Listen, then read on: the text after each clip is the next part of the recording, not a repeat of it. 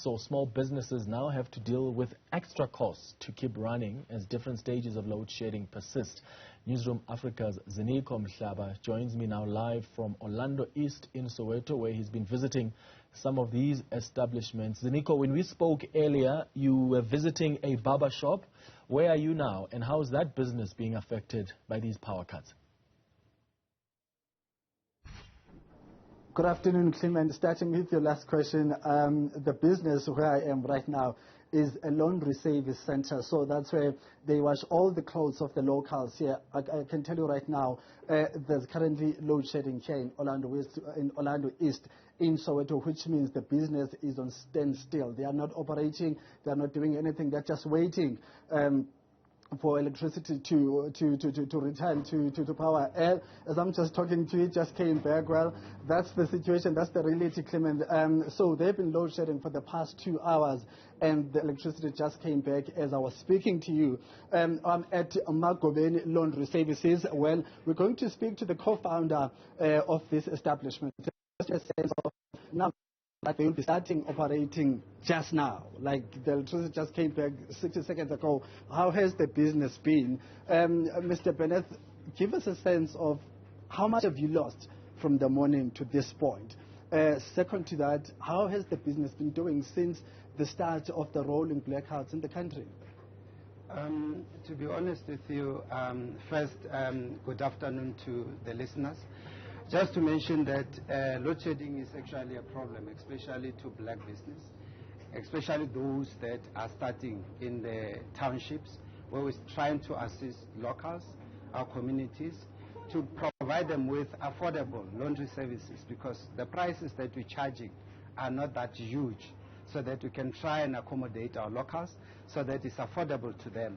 But in relation to the losses that we actually run within this particular business, you may find that in a day you may lose something like maybe 1,000 rand to 1,500 to 2,000, depending on the number of customers who will normally come on a specific day. For example, today's weekends, you may have customers who come who want their clothing quickly.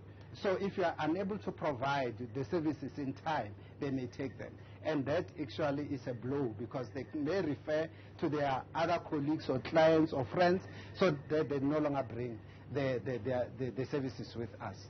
I mean, talk to us about the issue of maintaining your equipment, the machines that you're using. A lot of small businesses are talking about the damage that the power cuts do to their equipment. How does that, how are things in your business? Especially, I'm looking at the different machines. I'm looking at about 5 or 6 machines you are using to run this operation. How does it cost you? What are the costs? What are the challenges? Looking at the different parts that you need to now service now and then. The problem is that if you check at the equipment that you are using, especially the washers as well as the dryers that you are using, these are special brands from USA.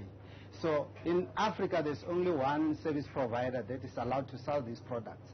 So you're talking about one machine, maybe a washer that you can cost you about 28,000. And with the on and off in terms of electricity, we've got damages, and this machine gets to be broken, and from time to time you need to repair. And the cost is not only with regard to the service that you need to provide, but buying the equipment that cost a lot, because these are special parts and you cannot just get them anyway. Talk to us about making profit, because at the end of the day, business is about, the bottom line is about, you need to make profit. Yes. You still have to pay staff. We see your staff members there in the background. They just returned to work. To work now. To work now. How does that work for you? How are things looking in that regard? In terms of profit margins, I think maybe let me start from the time of COVID and until now. The profit hasn't been that great.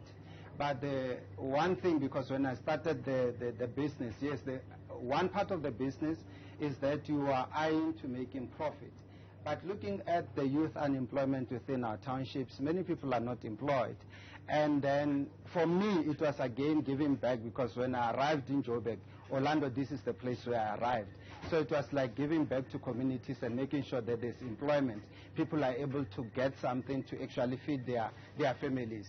So, but profit hasn't been that great, to say the least, in terms of the effect of load shedding and having coming from the COVID-19 pandemic. Have you tried to source out more resources for your business, such as funding from government, from agencies that are there to help small business in terms of whether it's funding or it's equipment, just to ensure that they are able to assist you as you try to keep your business afloat? How has that been going for you? Have you tried that option as well? The issue of funding and maybe the request funding, there are red tapes, especially if a person like me who is a government employee, you may not maybe go to a government agency and request for funding. So normally I raise using my own funds to purchase or procure new products so that it can sustain the business. Because you cannot, as a government employee, having to go and request for funding from government. Because normally those NGOs will get funding or source of funding from government. Then it will be conflict of interest. I mean, you mentioned the fact that you're a government employee, but running a business is a different venture altogether. You are still, you still have that opportunity. You still have that right to also make a venture into other issues such as business. How many are you in that? Because I know you might not have the figures, but how does it affect government employees who have interest outside the formal employ of government? And how does that affect you? Because right now it must be frustrating you. It is really frustrating. I think there should be special legislations or policies that are developed, especially for the limited few, especially when you're talking about government employees, so that they can be regulated in terms of not maybe interfering in a way that would be corrupt, but having to also be provided with funding when necessary for them to sustain their business or to grow their businesses. Because unless if you are looking at private sources like your banking, where you are going to be charged like an exorbitant interest, which you may not even afford by the current profit margin that you are making or the source of funding that you receive from the profits. All right. Thank you very much, Mr. Bernard, for the time. Clement, that's Bernard just given us a sense of how the situation is as far as his business is concerned, but also alluding to the fact, alluding to issues they are facing as business owners. Also, the last point, which I think is very, very key, he's saying on daily basis he's a government employee, but he's running his business as a side issue, or however, is struggling now to source funding, and he cannot request funding from the government agencies because he is a government employee. So I think that's another issue we'll have to follow up on in the next coming days. So that's the situation where we are in Orlando East. We're at a business center just outside or just next door to this establishment we are. There are other businesses which have also just resumed operating as electricity returned as we started with this interview. So that's the situation in Orlando East at this point, Clement. Ziniko, thank you for that update. Live to us from Orlando East in Soweto, just tracking those businesses.